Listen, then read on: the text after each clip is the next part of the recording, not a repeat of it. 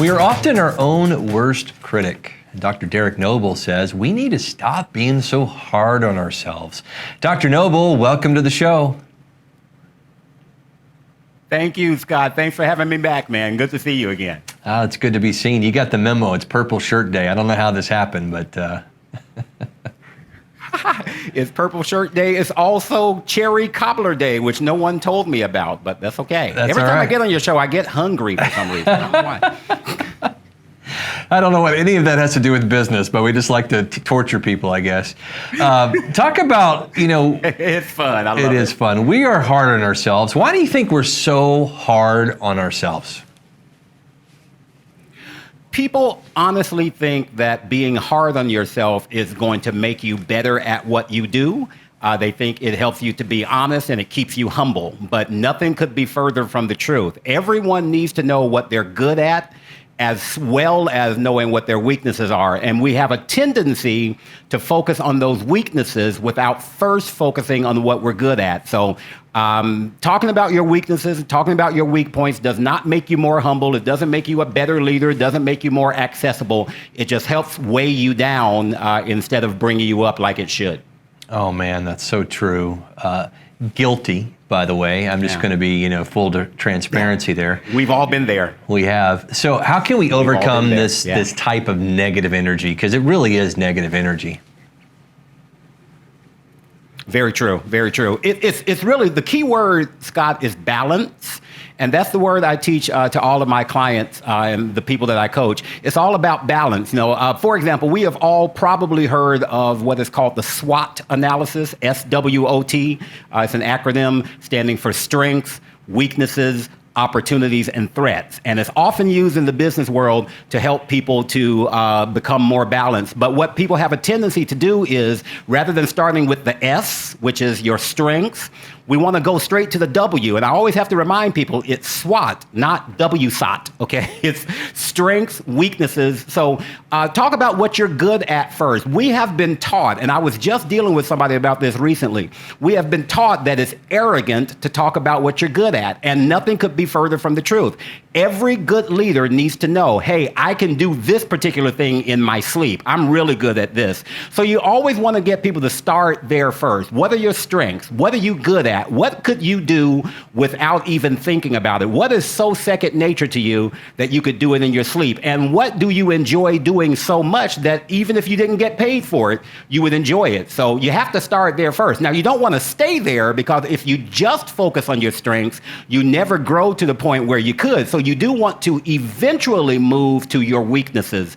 And actually, I really don't like the word weakness. I like growth opportunities. So it's not that I'm weak in this area. It's just this is an area where I need to grow. So yes, Scott, it's all about balance. Don't start with the W. Start with the S first.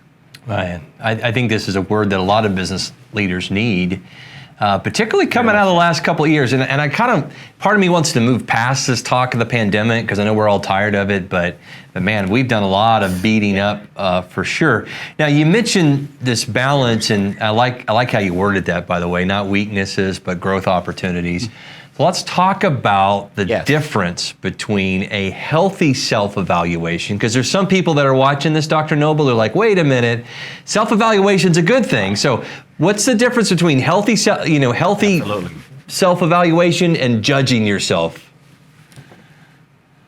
That is an excellent question. Healthy self-evaluation is being honest about your strengths and your weaknesses, your opportunities and your threats. That's healthy self-evaluation. The purpose of healthy self-evaluation is a twofold, and we often only look at one part of it. It's actually twofold. The purpose of it is to become better in your weak areas, but also the purpose is to create momentum for you going into any challenges. And the best way to create momentum is to start with what you're good at. Starting on something positive always creates momentum. For example, whenever I do training with an organization, I often tell CEOs and business leaders there are 3 essential questions you need to ask at every staff meeting. Question number 1 is, what are we doing well around here as an organization? Question number 2 is, what do we need to improve? And then question number 3 is, what do we need to remove? And as you can imagine, Scott, people always want to go to that second question first. Well, we don't do this very well, and we need to get better at this, and we need to improve. I'm like, stop. There has to be something you're good at right now, so start there. So healthy self-evaluation is twofold, not just to help you improve, but to also give you some positive momentum going into the next phase. And on the opposite side of that is just self-criticism, and self-criticism doesn't even take into consideration what you're good at. It's all about, I suck at this, and somehow I need to get better, and that never gets you off on the right foot. Never. Yeah, that's so true. How often do we allow what other people say or other people's reaction to sort of feed into the worst opinions we have of ourselves? Because I think sometimes, Dr. Noble, we are looking for maybe something that's not even there. We're making it there, or we're assuming the worst by listening to other people's opinions through our negative filter. Is that a fair way to ask that? That is absolutely a fair way of addressing that. And I often say, I only allow people to critique me or criticize me in any way if they have already done what I am trying to do, and I know they genuinely care about me. For me, those are the two criteria. I don't allow anyone to give me advice if they have not already successfully done what it is I'm attempting to do. The kind of comical, I was sharing with somebody the other day who's about to get married. They were getting advice from somebody who's been divorced 3 times. I'm like, do you want to get advice from that person, or do you want to get advice from this person who has been happily married for 38 years? Your choice, you know? Right. So I don't allow anyone to critique me who hasn't already successfully done what I'm trying to do. So you have to seek those types of people out first. Your website, DerekLewisNoble.com. Again, DerekLewisNoble.com. That's me. There it is. Look at that guy that made it on your website. Wow. I'm so honored. I don't know how I... There you are.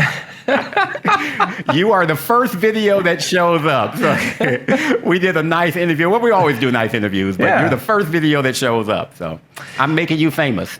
You are, and I love it. I love it. Dr. Noble, for those who don't know you, we got about 30 seconds. I just want to say this. You know, when you look at I challenge people to go to the website, learn about your story. We've certainly talked about on the show, but if there's anybody that came from a past that you could have allowed that to be negative and stop you, yes, you didn't allow that to happen. So I love that you're speaking, positive to business leaders, and I want to encourage anybody, if you're stuck in a rut, you may be the cause, but it may not be the reason that you think it is. It may be because you're just being too harsh on yourself. Dr. Noble, as always, it's a pleasure. Absolutely. We'll be back right after this. The pleasure's all mine, Scott. Thanks a lot.